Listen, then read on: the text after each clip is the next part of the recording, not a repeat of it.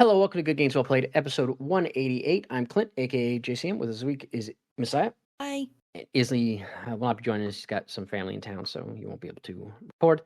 But it is after the holidays, right before New Year's, or after a holiday. Multiple holidays, I guess. Right before New Year's.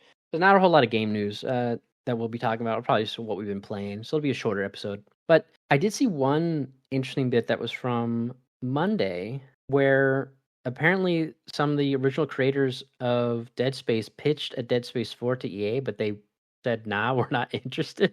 So in an interview with Dan Allen Gaming, Glenn Schofield, formerly of Crafton, obviously he did, now I'm blanking on the Callisto Protocol, and then he left after that. And then Christopher Stone and Brett Robbins, they were three of the leading creatives of the original Redwood Shores, or Visceral Games, before it became Redwood Shores, who did Dead Space. And they got together to pitch EA on a Dead Space 4, and they said, quote, we tried, actually, the three of us, Dead Space 4, we're talking this year. And he says, we didn't go too, he said, okay, so unfortunately the Dead Space team had their idea kind of rejected by EA, saying, we didn't go too deep. They just said, we're not interested right now. We appreciate it, blah, blah, blah. And you know how who to talk to and stuff like that. And he goes, so we didn't take it any further, and we respected their opinion. They know their numbers and what they have to ship and all that. So yeah, so they continue to say, the industry's in a weird space right now. People are really hesitant to take chances on things, so you got to take it with a grain of salt. Who knows, maybe one day. I think we'd all love to do it. And I said, yeah. So it seems like it's just a case where like EA's like, that's a cool idea, but we don't think it can do the numbers that it would need to do if we were to make the game to actually be profitable, which seems like something EA would consider up front instead of just making a Dead Space 4. But which is like, well, considering how many people didn't love Dead Space 3, but I mean, if it's good, if it's like the first one, people will love it. And people loved the Dead Space 1 remake, and like if it looked like that, but it was like, oh, Dead Space 4, like that would be awesome. Like, unless you're just gonna be like, no, we're just gonna remake Dead Space 2, and then we're gonna remake Dead Space 3. It's like, okay, but just do the Dead Space 1 remake, get more people excited about the idea of Dead Space who didn't play it back on PlayStation 3 and Xbox 360, and then because that series died on those platforms, or not died, but it only lives on those platforms. So it's like, okay, everybody's back in, they know it, you got a whole new generation of gamers, everybody loved it, and then release a fourth one, and then there you go. Then they can watch like lore videos on YouTube and catch up. Like, I don't know why you couldn't just do that, but I don't think it's gonna be very good, so we're just not gonna make it. What? Yeah, it's like we think it could do well, but not the numbers we need it to do, and blah blah blah. It's just like, come on, man, just then this whole like expected numbers thing, it's so unrealistic. Like, it doesn't need, I don't know, it doesn't need to be Call of Duty numbers. Like, they want Call of Duty numbers. It's not every game is gonna do that, but just make the damn game. Yeah, I don't know. It's just so weird.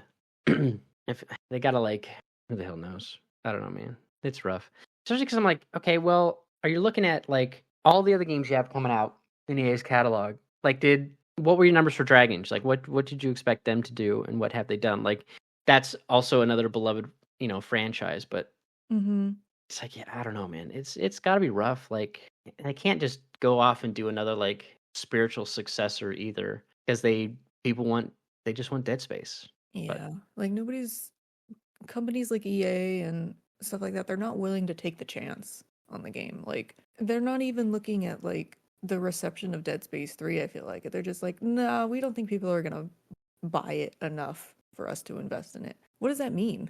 How do you know? Yeah. It's, I don't know. It's like, who knows? I mean, I guess if they were looking at like how much the remake did, and then trying to extrapolate from that, like, oh, well, if the remake did this, it cost us this, then a 4 would clearly cost us, maybe 1.5, because you're starting from scratch. You don't have a baseline from the original to kind of build up off of. But yeah, it's just like, I don't know, man. It's rough, because people definitely want it, but just like they said, they're in a weird spot. Like, people are so risk averse. But you'd think like with an established IP, like that would be the most not like new IP is the risk aversion. Like, it's typically standard, established IP that people think that's why sequels always come out. 'Cause you're like, okay, it's established, people like it, blah blah blah. But I don't know, maybe Dead Space didn't do as well as they wanted it to, and we just think it did well for everybody else, but for them they're like, nah, not quite enough. What do we want? Well, yeah, that's the thing. It's like to them it may be not a colossal failure, but a failure in some regard, despite the fact that everybody who played it praised it and was like, "I love this. I want to continue playing it. I want more of this." And got, like you said, a whole new generation of people to at least look at it and be aware of it and maybe play it themselves and stuff. So it's like, yeah, if you build off of that momentum, you have the possibility to exceed the sales of the previous thing, but they don't want to take that risk because they're like, well, what if it doesn't? Okay, then it doesn't, but at least you made a decent game. Yeah. Just make it good. Make a good game. Yeah. I don't know, man. I don't know. Maybe hopefully they can do something. I mean, especially if you have like, it's not just Glenn Schofield. It's like multiple people who were on that team. Like, yo, we have an idea. Like, what we could do. Like, I'm sure they had plans back in the day for what a 4 would be before it got, closed down or transitioned to do whatever entirely different stuff. But yeah, that's rough. Oh well. So just like because clearly that means it's something that they're passionate about working on. Mm-hmm. Okay, but yeah, other than that, not a whole lot of other news. I did see that. So in the Space Marine episode of Secret Level, there was a axe used by one of the characters that's not in the game, and so the modders like added it into the game. So we were like, I want that axe. So they modded it in, which I thought was really funny. But yeah, other than that, not a lot. Like everybody's just doing like hey, here's a bunch of our rankings for best. I hate the stuff like the worst. Here's our worst reviewed stuff of the year. It's like, do we need to celebrate the worst reviewed things of the year? Like, is that productive? Like, you already reviewed it poorly. Just let it be. But now we're going to pit them against each other. I did see Well, another push funny out articles. Yeah, this is true. That's right. It fits that end of year SEO. Mm-hmm. But I did see some that I thought was kind of interesting, where someone went through Baldur's Gate 3 and dug through like all the lines of dialogue to discover what characters agree and disagree the most with each other. Because like you make a choice, it's like Gale approves and Minthara disapproves, yada yada, that kind of stuff. Mm-hmm.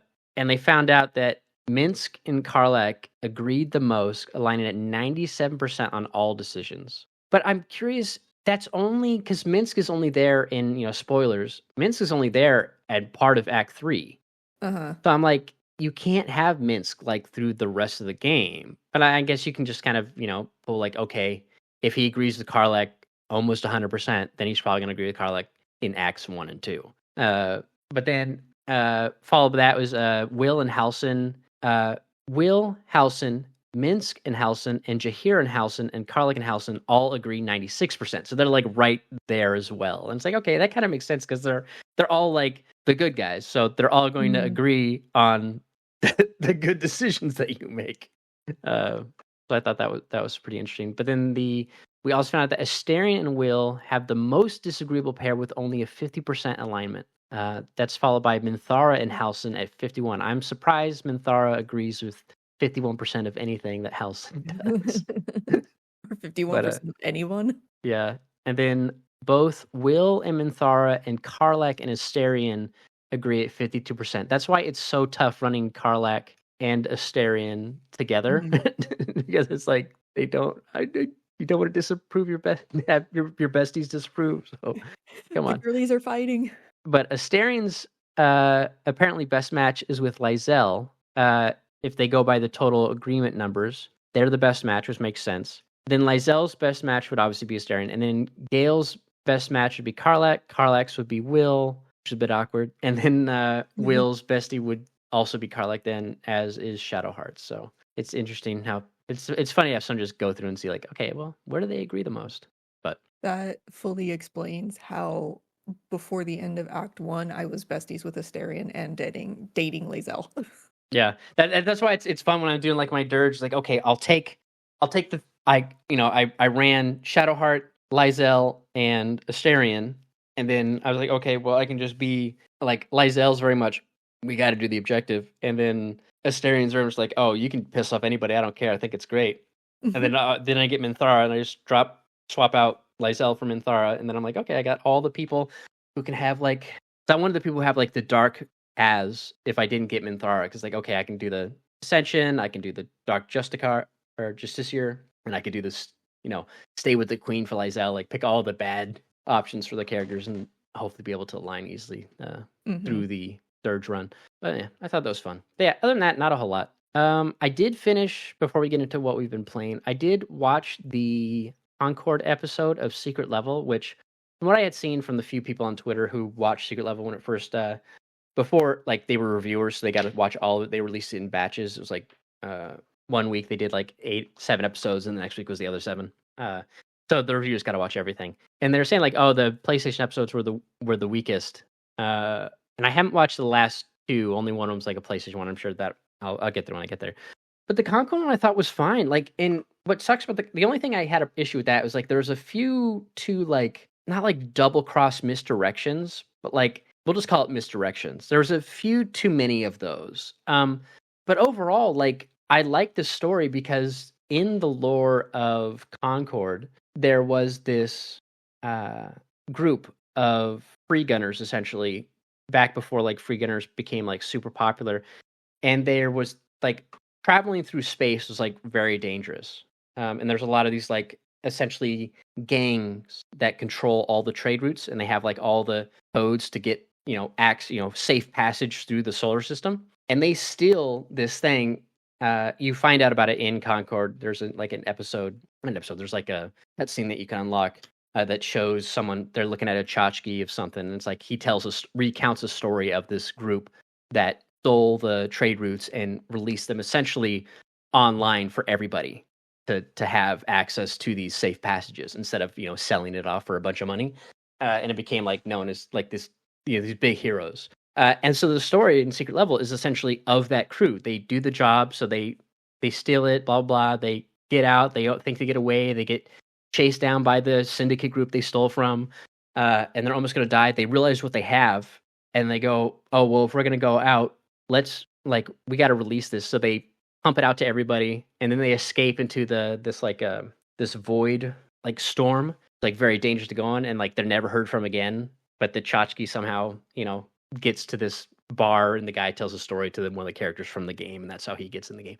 But so it was fun to see like it's lore in the game that's like a backstory. Again, there are few too many like twisty bits. I thought like, okay, you guys can tone it down there. But overall, I didn't think it was a bad episode. I thought it was fine, especially if the game was still active. Like I like that idea for a short story for a video game to like retell, something that was from a lore bit, or maybe you'd find it in like a book in the game, or you hear someone talk about it in a story of some small group of like, heroes who did something for the greater good, or I don't know, so what I mean? Like that's kind of fun stuff. So I thought it was a fine episode. But yeah, so I just want to comment on that. But other than that, yeah, we can go ahead and jump into what we've been playing. I know you obviously were out. Did you take like your Switch with you at all when you went out of state? I did, yeah. I didn't play it very much, obviously, like a little bit in the car and then a little bit kind of in the evenings while we were out, but I did take it with me. And then I had Tuesday and Wednesday off, obviously, so I played a little bit then, but I played a lot of 14 still too. And then there's literally nothing going on at work this past week. Nobody's shock and surprise. So I did end up playing a few hours during work too. So, but I did, as of last night, just barely last night, I finished Fantasian. Oh, nice. I'm so sad. I want to keep playing it. It's so good. It was so good. Like, there are things about it that I was like, eh. And playing it on the Switch, obviously, there was kind of a lag in like menus and load times sometimes and stuff like that. And as I got further in the game, there were instances where there would be like a lot of enemies on the field, and if I used a big like AoE attack, it would drop to about 3 frames per second. But I thought that was hilarious, so I'm okay with that. I thought it was very funny every time I did it. There's obviously like the story is very like cliche JRPG, like that meme, Attack and Dethrone God. It's literally the story of the game. There's kind of like a little bit of nuance to it. It's kind of like, oh, we're attacking God, but we're sad about it because he's not actually like God. He's just like a dude from another realm who got really powerful, and he's like misguided and stuff like that. So it's like, oh, that's sad. But anyway, we're still going to kill him and send him into the void or whatever. So that's going to happen. There were a few like very, I don't know how else to explain it, like Japanese humor kind of moments where you're just like, that's kind of skeezy. I don't like that. But it doesn't happen very often. It's just kind of like, ha ha ha, this was definitely made by like a small Japanese studio, and this is just like the humor of that Mm. culture and stuff like that. So it's like, okay, whatever.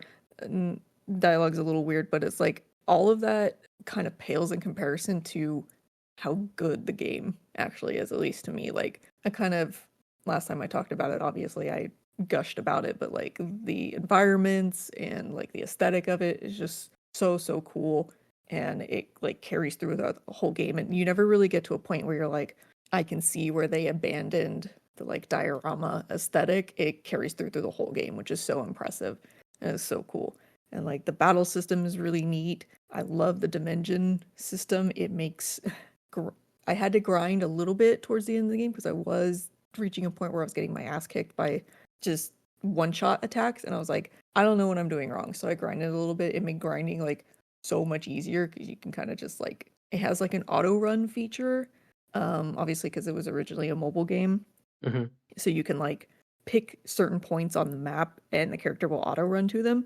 You can just like run to one point, run to another point automatically, and then get like your 3 best AoE characters and completely decimate 50 enemies at once. Nice. And so like the dimension thing is really cool. I love an RPG battle system where you can freely swap in characters and not lose the turn. So it's like you have this extra level of strategy where it's like, okay, I know this big attack is coming, so I'm going to swap out this character for a character that has really good defense and guard, and I'm going to let them take it, and I'm going to let this specific team tank this big attack, and then I'm going to swap back in my defense, my attack team, and stuff like that. And it's just super cool. So I did all of the side stuff, found all of the like special treasure chests and stuff. I got about 70 hours out of it, which is Nice. insane considering, yeah, it was originally a mobile game and it was like 30 or 40 bucks, I think. So it's definitely a like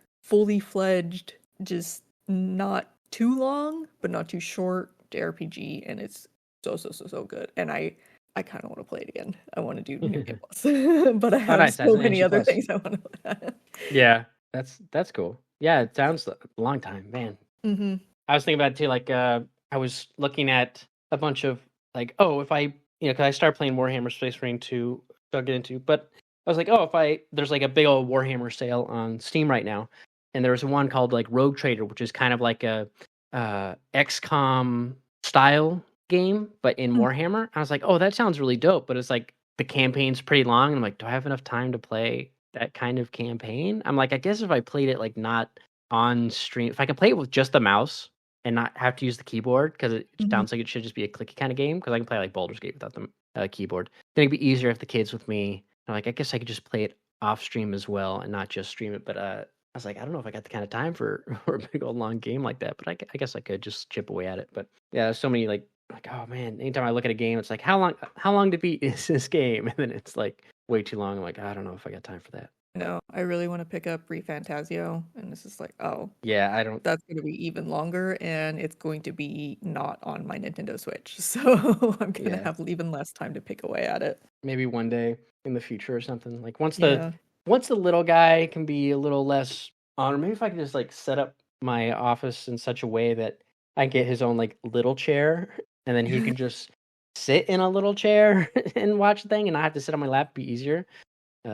Yeah, I mean, I'm gonna have to do that because his own like little desk setup with a little monitor and like a little keyboard. Oh my god, like a little mini version of your setup. Oh my god, so cute. If I can get him a cheap tablet or something, because then he can pick his own videos. Because it's him making me pick the one he wants to watch, and I have to like scroll down, and he goes that one. I go describe the picture, like, and then but he usually gets up and he just points at it, and I'm like, okay, and I click that one. But the worst is when he picks one that's like a live stream of a thing, but like what he sees the icon, they're not at that point in that video yet. So then he's like, I don't watch it. This isn't what I was promised.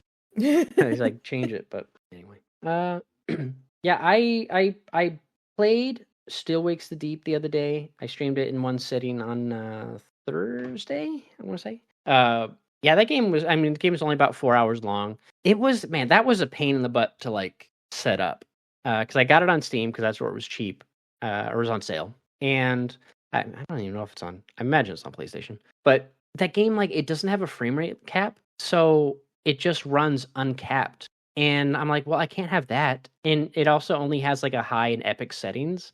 There's no like medium settings for the game, which is so weird. It has like DLSS and all that, but it's like it doesn't matter because it's just going to try to run highest frame rate it can. Then my GPU utilization is like super high. Like, well, I can't stream this because it's just going to cap out my GPU. So I was trying to figure out like, okay, well, how can I fix this? So I'm like, if it's uncapped, I will by default set my monitor. One, I wanted it borderless windowed. So I'm like, okay, I'll set the monitor to 1080p because I have a 4K monitor. And then I'm also going to set the refresh rate of the monitor to 60 hertz. Now it has the cap. And then I launched it, and then it's like, okay, it's good. But then for some reason, in borderless windowed, it wasn't playing at 60 frames. It was playing at 30. But if I put it at full screen, then it would play at 60. And I was like, I don't know what that, because it was fine when I played it borderless at 4K. It had no problems. It was still running at, 60, whatever. I'm like, I don't know what's going on here. So that was a really pain in the butt to set up. But I played that game, and that was fun. I wish there's no difficulty settings, really. It's like story and normal. And but I feel like there's also too many swimming sections in the game. I don't know if you played it or watched it play. Like, there's too many swimming sections. Swimming sections are very long. They don't let you swim faster. Like most games, like you hold sprint, like you swim faster. They do have a mechanic where if there is like, because sometimes you're in part of the, spoilers, maybe the orientation of places when you're at aren't 100%. So there might be like a ladder section or stuff you can grab onto, and you can grab those to pull yourself through the water quicker. But not every water section has those. So it's just, I hate the water sections because they just like, oh my God, there's so many and they take so long. But it's also weird that they have like these, hide and seek bits with some creature segments, but they're really short and they all end with an object you have to step on that makes noise. So it ends in like a chase. And I'm like, that kind of defeats the purpose of stealthily sneaking past this thing. Cause I'm like, then why wouldn't I just run from the start? Because I'm going to step on this object that I can't get over without making the noise anyways, to trigger the event. But, I just felt like there were a couple sections where like it was actually a pretty big segment, like sneak past the thing, and and they put like tons of objects for you to throw, which is nice around, unless you like botch your throw and you're like, yeah, damn it. Like, okay. But it's so funny because like one of the creatures looked very much remind me of the carrion monster from that game. I'm like, oh, I'm on the other end of that now. But overall, I enjoyed that game. Had some nice visuals, but just the water section I felt like were a little too short. I predicted the ending. I'm like, oh man, it'd be cool if it ended like this. And I'm like, well, I kind of did exactly what I said. So I got that there. But that was a fun little game. Like I said, it doesn't take too long to get going. I do, light spoilers. I do think it's so funny. Like, main guy's got to leave. Like, oh, you got to get off the rig, blah blah blah. And you go up on the helipad, and then that's when stuff goes down. There's like an explosion. You fall off. They recover you from the water, and then you're like trying to figure out, okay, what's happening on the rig? And then later the boss is like, the objective is you gotta get to the helipad. I'm like, I was just up there, man. Why you sent me back to the place that I fell off of? Yeah. But I thought that was funny. But yeah, it was a fun little game. Like I said, not too long. And it doesn't take too long to get going either. I felt bad as like the one character that needs his insulin. I'm like, you don't get that till like way late in the game. I was like, poor guy. Like, oh look, it's so and so's insulin. I finally got it. You could have used it much sooner. But it's like literally the end of the game. You're like, oh, I know what's going to happen then. Yep. But yeah, that was fun. I had fun time with that. And then I did start playing Space Marine 2. I ended up doing, it's one of the games on PlayStation that if you have PlayStation Premium, you can do a 2-hour time trial. So I hopped in there and I did because I wanted to see like two things. I was like, one, I wanted to see how it looked because I'm familiar with all the Digital Foundry videos of like, its performance. It just had a new patch recently that kind of improved some of the frame rates in certain areas where there's like a lot of these like little rat type alien monsters that kind of swim around. That's where like the frame rate will tank because there's a lot of those little guys, kind of similar to a Plague Tale, where consoles could kind of chug with those when there's lots of little creatures. I was like, okay, I'll play the 2 hours, see how it looks. Because obviously the YouTube compression is going to make a game, and then also Digital Foundry does like the 2x zoom to really showcase differences between hardware and whatnot. So I'm like, okay, but I want to see it like in full mode, not just this compressed bitrate. So I downloaded it, played it. I'm like, okay, game looks really good. Because I was debating like, do I want it? Because it's on sale on both Steam and PS5. But I was like, well, if I get it on Steam, I can't run it at epic settings with all the bells and whistles and stream it. Like I'm still gonna have to reduce settings down to like a lower resolution, like a 1080p, maybe do epic on that setting, but just have a low resolution in order to be able to stream it at the same time. And I was like, at that point, it's like I might as well just get it on PlayStation because then it'll be very similar. So I kind of wish there was like Digital Foundry does a great job of usually a game on PC. They'll do like they'll do the settings. They'll compare like how does, especially for a game that's like a Sony first party, like God of War, something that's come over to PC that was on exclusive to PlayStation beforehand. Mm-hmm. They will do like a comparison. It's like, oh, based on this, it looks like the shadows are the medium setting on PC. So they can kind of give you this idea of like, if you want it to look the same as a PS5, these are the settings. And what does that equate to on a hardware scale for the PC? And usually it's like, oh, you can get away with like a 20 series graphics card and then certain CPUs and what have you. And it's like, oh, if you want to have that same, if you don't have a PS5, but you want to have that same quality, you only need this.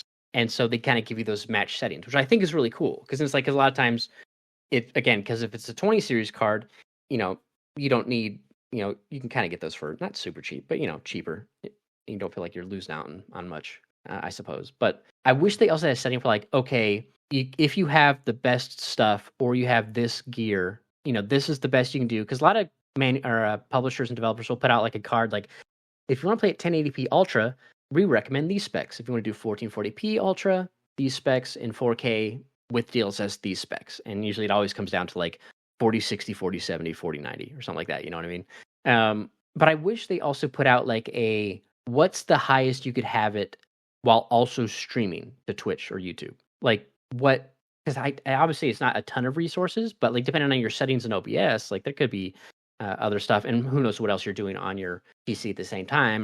Do you have a stream open that's using your GPU, yada yada? So it's like, okay, are you multi-streaming, this and that? So it's like I wish they had a setting of like, okay, here's what you can do for Ultra, but if you want to stream it, you change these settings down to make sure you don't, use up all your bandwidth for your GPU. I wish they had those, but they don't. So anyways, I picked on PlayStation, long story short. I had to replay the opening bits. The only problem I have with that game is I'm playing on hard as per usual, but you have AI teammates. And I had this mission. It's like the first big mission you have after the opening tutorial. And there's like these antennas that get swarmed by these like bat creatures. And you have to shoot the bats off. And there's like a integrity meter for the antenna that slowly depletes the percentage as time goes by. So you have to quickly shoot them all off, yada, yada. But you're also getting attacked by all these other aliens. And then I'm like, I was like the only one shooting at these antennas. And there's no real like good command. Like there's a ping for like, go here, go here. But it's not like a ping system like attack this creature, attack this, to kind of guide the AI to do that thing.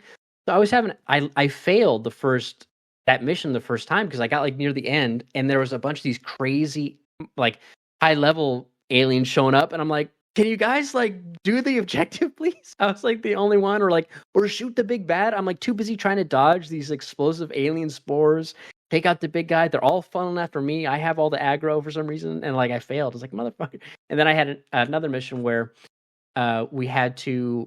Someone has to pick up a flamethrower, and you have to shoot back these swarms of the little aliens that are very rat-like. And while other people shoot the regular aliens, because obviously the flamethrower has short range, and your job is to, when they swarm up in a ball, that's when they become super dangerous, and you have to shoot the ball with the flamethrower to make it go away and clear it out and yada yada. But because they're AI, they can't pick up the flamethrower. Only I can. So I'm the dedicated flamethrower guy. But I'm like, could you shoot that other big dudes that are trying to get me, please? Because I'm on rat duty. Like, it became, I am the flamethrower guy. You need to do the ads. Yeah, like if the ping system worked in a way that I can just like ping, hey, kill this thing for me, and then they focused on it, like that'd be great. But it doesn't work that way. So I'm like, if I have any more missions where, because I failed too, like I died on that one. And so we went back and I did it again. And I'm like, if I have that happen again where I lose because the AI is not being helpful, then I'm just going to be like, I just got to drop it down to normal. Like I can't deal with the AI being just hot trash sometimes. But because they're totally serviceable in every other part of the mission. It's just like these two missions, like I had problems with them. I'm like, man, come on, guys, pull your weight. I remember like watching someone playing, they were doing like the ultra hard, I forget what it's called, but and they were having trouble with that antenna mission as well. And chat was telling them like, yeah, you should really only be doing this mode if you have people to play with. Like you shouldn't do it with the AI. So I'm like, I don't know, man. It's rough. If Izzy had it, then we could play. But it's a fun game. Like I'm liking it so far. And I did watch like a Warhammer for beginners. Like there's an 18-minute video, kind of covered a lot of stuff. I'm like, okay. And then I watched the main character for the game. I'm like, okay, give me like a lore video on them, so I'm kind of familiar with their story because obviously I didn't play Space Marine 1 and whatever other games they might have showed up in. So I watched that. But yeah, I was looking at, like I talked about earlier, that Steam sale, the Rogue Trader one. I want to get that, and also that Dark Tide. But the problem I mentioned in Discord, I think I might have mentioned on, I don't know if I mentioned it last week, but like a lot of the games for Warhammer, if it's not like a big old strategy one, like pull back third person kind of strategy, like Total War, they're all very like squad based. It feels like Left 4 Dead likes, or there's some that aren't, but like that's what they like, first person Left 4 Dead likes, and like those would be more fun if I had people to play with. But because Dark Tide looks fun, but I'm like, I don't know if it would be fun with the AI, so it's kind of a bummer. But I'm enjoying Space Marine. I'm gonna keep playing it. Who knows? Maybe I'll pick up Rogue Trader and play that, and that'll be a little easier to play solo, even though you can't play that co-op. And then yeah, other than that, I've just been playing more Icarus. I had a mission, so I've been like on a mission playing on normal. You can like die as many times as you want, yada yada. But I like, you know what? Let's change it up. Let's play on hard, and like you only get 3 revives. Like if you like self revives. If you play in a squad and you run out of respawns, someone can come pick you up. But I'm not playing with anybody. So I did that, and that was fun. And I'm like, okay, let's do hardcore. And every time you play in the hard difficulties, like it gives you a 50% boost to the currency that you get for completing the missions. So I'm like, all right, that's a 100% increase in the currency. So if I do it like a big mission, I'll get a ton of the points to unlock stuff in the store. And I did one. It was like hardcore. It was going well, and then like I died.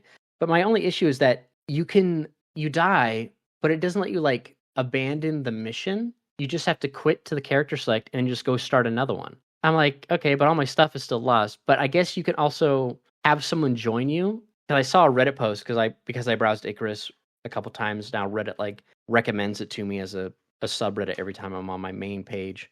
I wish you can like click don't do that, because I hate when I look at one thing one time from R all, and then now that shows up in my recommends, I don't care about this subreddit.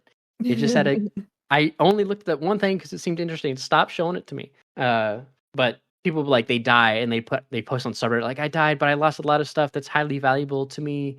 Could someone help me out? Like some guy joined his game, ran always where he was, revived him, and he got all his stuff back. I'm like, that's fun. So at least like you can have someone come get you to do like a rescue mission. I was like, that's kind of cool. But I don't want to go on there and do that. But anyways, I've been playing that, having a lot of fun. I had this one mission where like I was playing on hardcore. And it was a boss mission. So it's like, okay, I'm clearly going to try to kill this big old boss enemy. And one of the previous missions I had where it's like, oh, hey, you have to activate this thing. I talked about it last time. It's like activate the ship and it makes a bunch of noise and all the animals get attracted. So I made all these little hedgehog spikes around the ship to make a protective barrier. So I'm like, okay, I'll do that same plan again, because the creature's in a cave. I have to lure it out with some bait. I'm going to put a bunch of hedgehogs spikes around the cave. And I'm going to get up on a ramp. I'm going to shoot it because I don't want it to be like, I want to be extra prepared for this tough boss fight. And then I get out and like he spawns out. I shoot him in the face, do massive damage. It dies. And I'm like, all right, I guess I super over prepared. And then I put, it was funny. I put that up on YouTube as a YouTube short, and that popped off, which was weird. I was like, I guess that one did really well. Someone's like, you seem so disappointed. And I was like, I was a little bit. I was like, did you see how much work I put into this? Yes, yeah. I was. Yeah, like I didn't even put down all my hedgehogs. I crafted so much ammo. But I'm just surprised it's popping off. Like the trajectory it's going, I'm like, it could pass my. I didn't realize how high my Baldur's Gate 3 short was. But anyways, but yeah, it's that was fun. And then I went on one last night where it was like a multi-part go inspect a thing, and it's like oh, clearly this module that came down got attacked by something. And so it's like I'm looking for it, and then a mission objective pops up. It's like kill the creature. I'm like, what? And then like I see like the sand starts like moving, and there's like this giant sandworm that pops out. And luckily, I was able to take it on just fine. You only have to do like a certain amount of damage, and it runs away and destroys a cave path for you to go through. But I got really scared. I was like, what do you mean destroy the creature? What creature? Giant ass cave worm. But yeah, it's I still love it. It's like a comfort game now. It's just playing that. It's a ton of fun. And then yeah, I'm trying to outside of Space Marine, I'm trying to think of what I wanted to play next, but I think it's right now it's just going to be focusing on Space Marine and doing Icarus. Those two. I still got so much in the library to go through that I picked up, from the Steam sale, and there's still more sales going on. The winter sale goes until January 2nd, so that's still happening. But maybe I'll crack and get that one Warhammer Rogue Trader just to have it. Gotta see what else on my Steam wish list is. Not too much on sale. I'll just hold off on getting anything else right now. But yeah. I've been trying so hard not to look at my Steam wish list because I know there's a bunch of things that I can buy, and my backlog list just grows ever longer. So it's like, but I was like, oh well, I finished Fantasian. Maybe I could. Oh, I already bought another game for my Switch not too long ago. Okay, I should beat one more game before I buy another game. Yeah. Well, the problem is like I at least since they were all on sale, it's like okay, that's nice. So it's not like I set full price on like 5 games or something. But like I did try out the tutorial for Against the Storm just to see, because I figured out like, okay, I wanted to like stream that one, but I'm like, I don't want to do the tutorial. I want to kind of learn the basics. Is I have like all these games and they're all very different, but I'm like, okay, I need to be in the mood for that game. So it's like, okay, yeah. I like luckily with Still Weeks of Deep, like it was only 4 hours, but I was like, okay, well, I said I was going to stream and I have all that day off, and I was like, okay, well, I'll get into it and try it out. And then eventually once I get into it, then it's like, okay, now I'm in there. Like I just kind of got to get through. There's like a lot of people do that for like exercise. They're like, oh, I don't want to do it. But once they get doing it, they're like, oh, I'm glad I did this when they're done. Like they feel really good. Yada, yada, that jazz. But this like, okay, I'll just have to try it. Cause yeah, I got so many things that are all so different. And I'm like, well, I gotta be at least feeling that. And like the Icarus has its damn hooks in me so far. Cause I have so many missions I can still do. So everything is new. And then I got the expansions on sale for one of the other new big zones. I'm like, I could do that one. It's just a lot of fun, but yeah. I don't have anything else. Trying to look at my notes here. Yeah, nothing else to talk about. I'm curious. Isley probably when he gets back next week, I won't have. I'm sure he wouldn't have played too much because it's busy during the holidays, but we'll see. Unless he's like me and takes his Switch into a bathroom or a back room and locks himself in to be away from everything and everyone. That's funny. Like, just be a minute. All right, well, we can go ahead and call it there. Like I said, not too much. I'm sure next week, if we record next week, and it probably won't be much of a new stuff. It'll just be more of what we've been playing.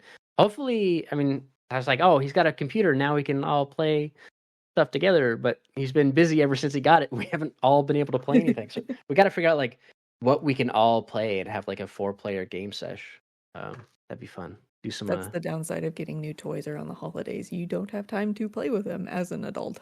Yep. Yeah. That's true. Man, I was watching someone play. He was doing a birthday stream. One of his favorite games is Metal Gear Solid. He was playing MGS1 last night. It was funny when you were talking about the Japanese dev quirkiness in the game. You're like, there's like some that were playing that. I'm like, oh yeah, the wolf pissing on the box. Like, who would think to do this? Like, yeah, it's so silly. The running in to catch Meryl in her underwear because she doesn't have enough time to change, or the swishy hip sway when the walking, like all that. Kojima, you've done it again. But like all that kind of stuff. But it was fun watching that. Like that game just has some great like BGM for all those sections. It's just like, man, I should just get all the background music for that game and just play that as some background stuff when I'm doing things. I love I have like the Baldur's Gate 3 campsite music, like extended version I put, and all the time I'll play that like in the background of my stream or like when I'm booting up, or I'll just listen to it. That's fun. And then I'm like, I should just get like the Metal Gear, like the Psycho Mantis hymn, the nuclear weapons disposal facility background music. Just have all those things on just repeat, just playing in the background. They're so fun. You muted? You back? I didn't hear anything. I guess I bumped it on accident. Oh, did you bump the mute, the capacitive touch? It's not as obvious as my other mic. I don't know. Okay, I gotta get used to this. You just gotta pay attention. You gotta notice that red circle in the corner of your eye. Yeah. Well, it's like I barely even sometimes noticed my other mic, and it was the HyperX, so it's like there was no RGB when it was muted, so it's like very obvious. But now it's like just a little tiny little circle. Oh no. Yeah, you got to keep the wavelength up like above all your other windows, so that way, because the Elgato Wave 3 indicator for that track will turn red when you're muted. So at least you'll see like, oh, if that's red, I can't. There's nothing going on. But I love wavelength, man. That'll be so fun for you to use because just having everything going there, your system, your game audio control, your browser stuff, like just having it all in there, being able to adjust all that is just it's so nice. I know you showed me yours, and I was like, oh, you have so many channels. Mine has the I'm mine has the I'm mic. I'm using every channel that's possibly available because you can only have 9 channels. Mhm. Now I do have 2 that are like Game and Elgato HD60 are doubled up. I think I can potentially do the Elgato into Game. Maybe, no, it's a separate device. I can't do it. It has to be like if I use the Elgato 4K capture window as my game screen on the computer, then I could change that to be just the game. But like the only downside is like every time you launch a new game application, you have to like when it's open, you go into the in wavelength. You can click the what's it called? The volume control, which will open up Windows system settings, the volume mixer, and then you just have to change like, oh, the game's open, find the game, hit the drop down, change that output from default to, wavelength game. And I wish like I set Steam, like Steam is set to, hey, Steam, your output device is always the game channel. I wish by default any game that launched from Steam would use the Steam audio settings. So it's like that's the only time is anytime you get a new game, you have to change the game to make sure it goes out to the game channel. But I'm not playing a ton of new stuff. It's fine. But anytime it's like, oh, let's try this thing, like, oh, I gotta add that to this, gotta add that. That way you can control it properly. It's kind But of the otherwise, same with like OBS though. It's like, oh, if you add a new game or whatever before you set it up, you have to add it as unless you're capturing the window, you have to add it as a new source and make sure the audio is separate and yeah. But it's nice software. Like I said, then eventually you can get your Stream Deck Plus, and that's a great fun piece. And you get fun little sound effects like but snake dying. But yeah, I was like, more I said, room on my desk. I know I really wanted my Stream Deck, but I just gotta. It's like I gotta rearrange some stuff. I need to get those under desk mounts so I could put my work laptop USB docking station or plug like underneath and move some other things underneath the bottom of the desk. But I gotta buy some of those, and then I can put the Stream Deck in front of me and it'd be a little easier to use. I do kind of like. I don't mind having it on the side, but I wouldn't mind having it in front. Also, I really kind of want to get another one too. I want another like just a.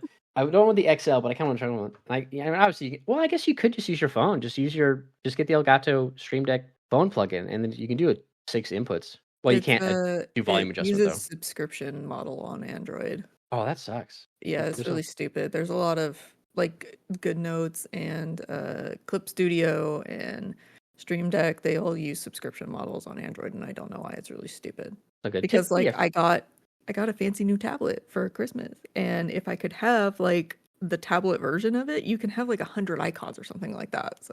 Oh, that's weird. Yeah, I usually feel like Android's always the one that has like the more expanded options sometimes. Usually I guess it's customization, but I'm surprised that they don't have a free version on there. That's weird. Yeah, the Stream Deck app on the like Google Play Store or whatever, it has like a 2-star rating because everybody's like, "Why is this subscription? You're fucking idiots." So I don't know. I don't know why companies do that with Android. It's so stupid. Yeah, that's dumb. I wonder. Yeah, are there free apps on the Google Play Store? Like there must be, right? Mm-hmm.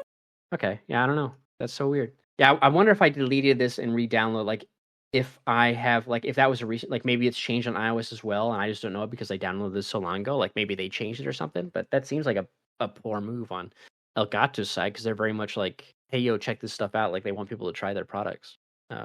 Yeah, well, like I said, there's a lot of different like popular apps that do that. The big one was Clip Studio Paint. It's like a very, very popular Photoshop alternative for digital artists and stuff like that. Well, they made tablet versions obviously for iPad and Android tablets, but the one on iPad is a single purchase, but the one on Android, whether you get it off of the Samsung store or the Google Play store, it's like you get like a month by month or a 6-month subscription. They don't have an option to just buy it outright. And recently GoodNotes, which is like the super popular iPad like note-taking and like planner app.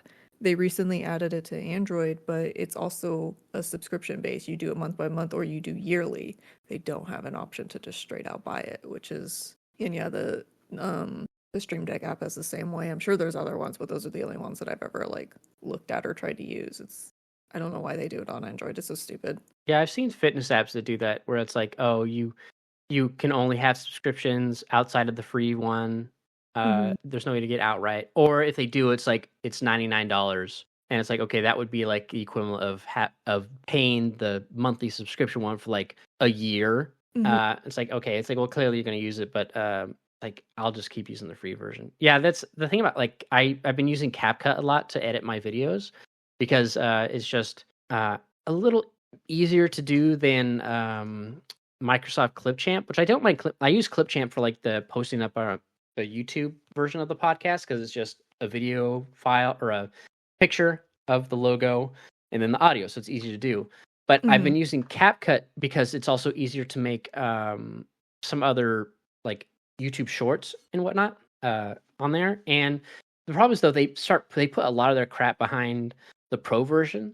So like they have this option to where like they can auto generate subtitles. Like they use, AI generated subtitles, they call it, which is like just buzzwords, but it's like, okay, it's a nice feature and it works really well. And then once it generates it, you can go in and edit if any words are wrong, yada yada. But it's like, and that's like the meta of like, oh, if you have a short, you got to put subtitles on there, which I don't know why people need that to pay attention. I don't put it on all mine, but I've been putting on some of mine recently and it seems to be doing better. But anyways, it's like a free feature, but they say like, oh, you get 6 of these free every month if you have the free version of the app. But it's only during your free trial. But every time you recommend a friend, because I went to do it for my recent short I put up, and it's like, oh, you don't have a free trial currently going because you've already done it. In order to get another free trial run, you have to refer a friend to the program. And I'm like, so you don't just, it's like, I have the free app, but the features require a trial to go through. So it's like, so the way I went around it is I added the subtitles. Always I can do it myself. It'd just be super long and annoying to do because I have to do like one word at a time. And I'm like, I don't want to deal with that. Is I generated them. And then what I did is I went into the preview of CapCut and then I recorded that in OBS playing the video. And then I posted that up to YouTube. But the downside is now I'm taking my original OBS source, putting it into CapCut. So I lose a bit of the bit rate, not a lot, but a bit. Then I preview it and it's not previewing it in the full bit rate that it would be, but it is, close to it. Then I'm recording that and then importing that recording back into CapCut to export as a short with the subtitles. So if you watch that short, in the beginning, you could see the little timeline window from CapCut's preview show up for like 2 seconds and then fade away because I'm recording it in the preview. And I'm like, I don't want to do it for everyone, but I'm like, I got to figure out a better way to do this. And I know some people have like figured out a way to work around the thing, because like that's something that, I mean, not just CapCut, but like everybody does it where like, free features suddenly go behind a paywall. Don't do that, but everybody does that anyways. I got to work out. But other than that, I like using CapCut, like it's decent. But I might have to get something like what are some other like free programs that are actually really good. I just have to learn how to use them properly. I used to use Final Cut Pro X on my Mac back in the day because I bought that and I used that a lot. That was nice, but I don't have a Mac anymore. I got to find a different program to use. It's just the ease of editing. There's like I don't need anything crazy. I just want to do some simple editing. But anyway. All right. Well, enough of that. There is a free video editor. I can't remember what it's called. I think I still have it. I'll look it up and see what it is. But it's pretty robust for what it is, for being like, it's like an open source program, kind of like GIMP and stuff like that. So I'll see if I still have it. Or yeah, there's a like I said, Clipchamp's not bad. There's no issues there. It takes a long time to export, and I forget why I stopped using it. But like DaVinci Resolve is free, and that could be. I think I tried to use that once back in the day, but I have to. It's got like a pretty high learning curve, I think. So I'm like, but if I'm only doing like Coral Video Studio, I think is like there's some that are. I watched like a video that's like, hey, show me all the free ones, and like Adobe Premiere Pro, could do that. But I think I've used it a bit, and obviously it's like there are. I'm sure probably like a subscription for that, but I could try doing that. I just need something that like has I just need basic stuff. I don't need a lot of crazy things. So, but right now, CapCut's fine. It's just because I wanted to generate AI, or to generate the subtitles. Like, that's the only reason. It's a bit annoying, but I'll figure out a way around it. Anyways, we'll go ahead and wrap it up there. So thank you all for tuning in. Listen. Thank you, Sai, for joining. Uh-huh. And we will see you all next time. Bye!